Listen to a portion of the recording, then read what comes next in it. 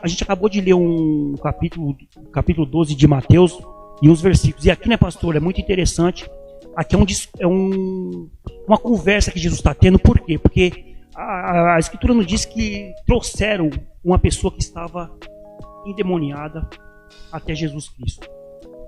E a partir desse momento que Jesus cura essa pessoa, liberta essa pessoa, os fariseus começam a falar para Jesus que ele está expulsando por Beelzebul. Olha só que palavra que jogaram em cima do nosso querido Jesus Cristo. Quer dizer, Beelzebul, o príncipe do diabo, o rei das moscas. Então Jesus ele não autorizou eles falar aquilo para eles. Então Jesus começa a fazer esse discurso. E Jesus fala aqui para nós, ao nosso tema, o que é a blasfêmia contra o Espírito Santo. Ô, Flávio, eu já vou começar a te falar. A blasfêmia contra o Espírito Santo, o que significa blasfêmia?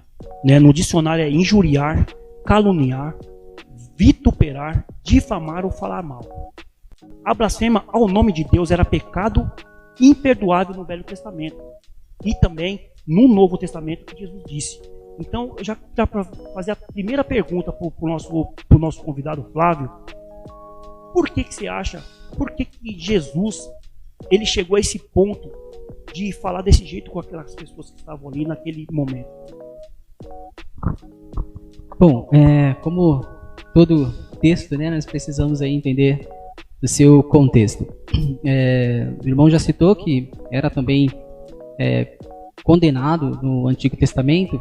Isso porque Deus deu prova de si mesmo, né? Deus se manifestou de várias maneiras, de diversos modos, como o escritor aos Hebreus vai dizer no capítulo 1. Então, o nosso Deus não é um Deus que não se deixa conhecer, vamos dizer assim. Ele se revelou na história, se revelou por meio da palavra e se revela na sua criação. A criação também manifesta a glória e o poder do nosso Criador. Então, tendo Deus chamado o seu povo, como ele fez, resgatado o seu povo, quando chega lá em Levítico, ele orienta o seu povo, né, que ele trouxe o seu povo, atraiu o seu povo para si, e desse modo, aquele povo que negasse as obras de Deus, que negasse aquilo que Deus fez, estaria cometendo sim uma blasfêmia, visto que Deus deu prova de si mesmo e que esse povo teve conhecimento consciente de Deus. A mesma coisa acontece no Novo Testamento, quando chega essa ocasião. Para a gente entender essa passagem especificamente, eu recomendaria aos leitores lerem Mateus desde o primeiro capítulo. Porque quando nós chegamos ali no capítulo 4, a partir do versículo 17, que é quando Mateus começa a registrar aí o início do ministério de Jesus, quando Jesus começa a pregar e a ensinar, Jesus começa a fazer o quê? Dar prova, dar testemunho de si mesmo a partir do versículo 17 do capítulo 4.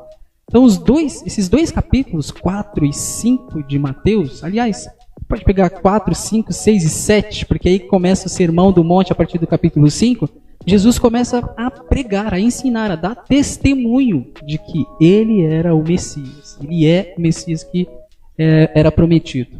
A partir do capítulo 8, o capítulo 8 e o capítulo 9 de Mateus, os irmãos podem olhar aí na Bíblia, né? Os irmãos vão perceber que Mateus registra vários milagres. Jesus cura paralítico, Jesus cura enfermo, Jesus cura a sogra de Pedro. Jesus começa a realizar vários milagres. Então Jesus dá testemunho e Jesus faz milagres, realiza milagres. Aquelas pessoas estavam vendo aquilo. Aquelas pessoas estavam presenciando aquilo. Aquelas pessoas estavam experienciando aquilo. Estavam tendo experiências verdadeiras diante dos olhos. Estavam ouvindo. E ainda assim estavam rejeitando. E ainda assim estavam negando. O que de outro modo é impossível negar. Então é por isso que Jesus vai falar de uma forma tão severa com eles. Porque eles também falam algo muito duro, porque eles atribuem a obra que Jesus estava realizando a Satanás, né? a Beelzebul. Então era um pecado imperdoável, justamente porque Jesus já vinha demonstrando tudo no contexto, né? seu testemunho, suas obras, e aquele povo ainda assim conscientemente estava negando a Cristo.